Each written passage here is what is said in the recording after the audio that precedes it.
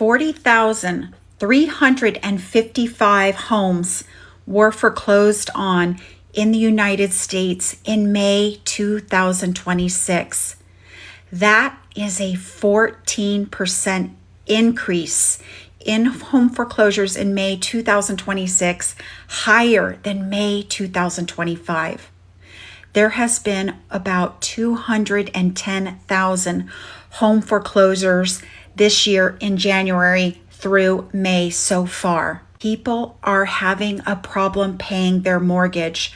They're having a problem paying their student loans, their auto loans, their credit cards. People are struggling. Inflation has gone from 2.9% to 4.2% and rising. Gas is at a 3-year high. Oil increased as much as 80%. Today is day 113 of the U.S.-Iran war. No, it is not open. And we are paying $1 billion per day to $2 billion per day. That is money we will never get back. It's not going into the U.S. economy. It's not going into infrastructure, education, any kind of social programs. It's gone. We're never getting it back. Buckle up, ladies and gentlemen. It's going to get much worse. I just did a post about unemployment. Check that out and see what state you are in and if you are above the average unemployment rate of 4.3%. If you found this post informative, please like, comment, follow, and share for more economic news. How is everyone affording life?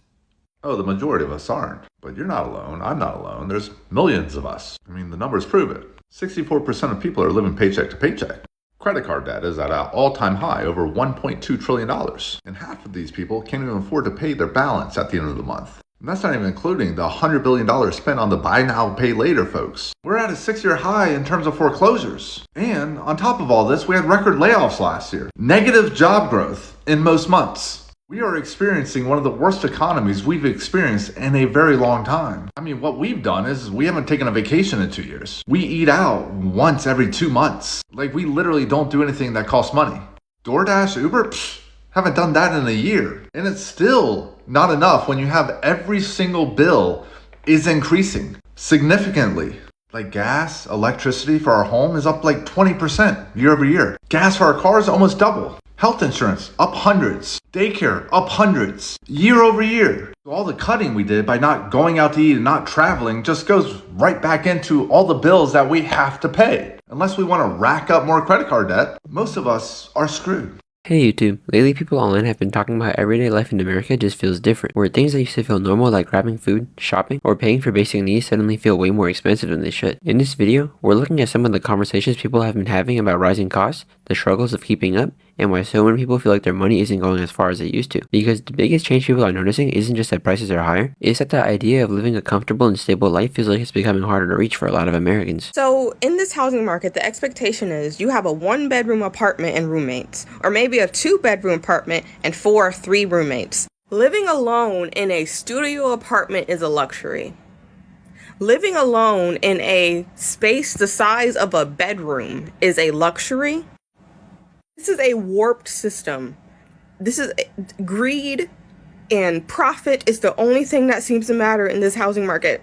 That's insane. So we've gone from studio apartment is where you start your life to studio apartments are a luxury. So high that people have basically stopped spending. So let me explain what I mean. So the cost of living here in the United States has gotten so high that people have virtually quit spending money on everything except necessity. Basically your house, whether that be mortgage or rent, your car payment, gasoline, food, and clothing. Outside of that, according to new research, about 85% of Americans have simply stopped buying items. And so what you're seeing right now is the beginning of a horrifying process that, if it's allowed to continue, will destroy the economics of the entire nation. What we're seeing is fewer and fewer people buying items and stuff here in the United States, while the cost of those items continue to increase. So fewer people are purchasing, but companies are increasing the prices more to compensate for fewer people buying shit. Now, the reason that's happening is because these companies have speculations on how much profit they should be making, and nothing will get in the way of the shareholders and their profits. So as fewer and fewer people purchase items in the United States,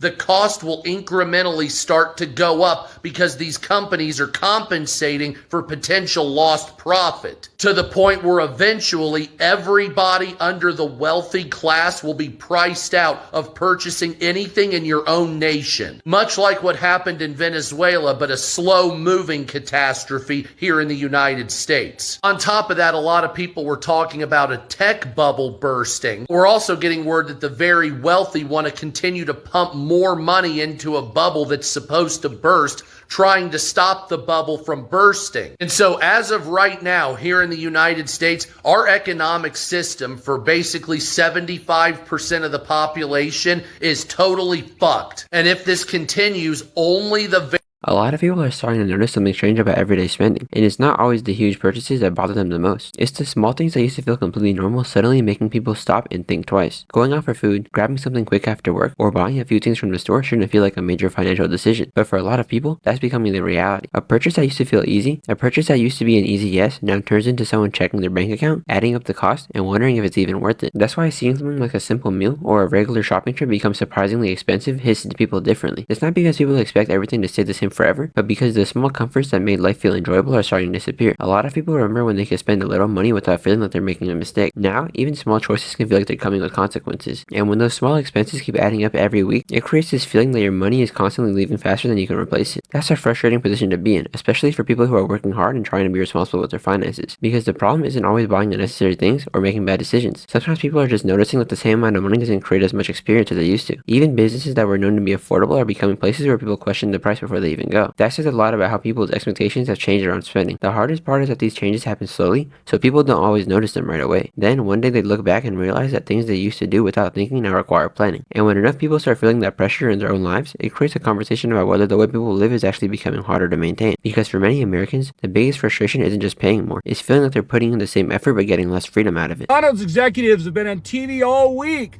saying that this is a warning sign for our economy that people are not coming to McDonald's for breakfast anymore. I would like to argue with you that the reason that people are not coming to McDonald's for breakfast anymore is not just a sign of the economy, it's also a sign of the fact that you guys have jacked your prices 3 times what they were since the start of COVID, and you have no customer service whatsoever. If you don't believe me, go to McDonald's for breakfast and you'll have the following interaction. You'll pull up and they'll go, "Can I take your order?" "Sure, yeah, let me get 2 sausage McMuffins with egg, hash brown meal, and a large coffee and a small orange juice." "All right, 1634, pull around." Pull up to the window. "Hey, 1634. There you go. Thanks." That's your experience going to McDonald's for breakfast. Go to Chick-fil-A. This is your experience. Pull up, little dude's out front with the iPad. "Hi, sir, how are you today?" "Doing great, thanks." "What is your name, sir?" "Name's Matt." "All right, Matt, what can we get you for breakfast today?" Let me do a breakfast sandwich with egg and sausage, hash browns, large coffee, small OJ." "All right, 1222. Thank you very much. Go ahead and pull around to the next window. Can I take your card right now to get the payment out of the way for you?" "Sure. There you go." "All right, pull around. Next window." "Hey, Matt, how's your morning going?" Very good. Thank you so much for choosing Chick-fil-A. Here is your meal, sir. And can I get you anything else? You need any sauces or extra napkins or anything?" "Yeah, let me get some of this sauce." "Okay. All right. Thanks very much again for choosing Chick-fil-A, and you have yourself a wonderful day." And you'll pull off. Now, if you're young, no problem if that's not important to you. Customer. This was $72 fucking dollars. $72, bro. I bought 2 sleeves of rice cakes, a pack of turkey, sliced turkey breast, some boiled eggs, and some fucking cooking spray, bro. $72, bro.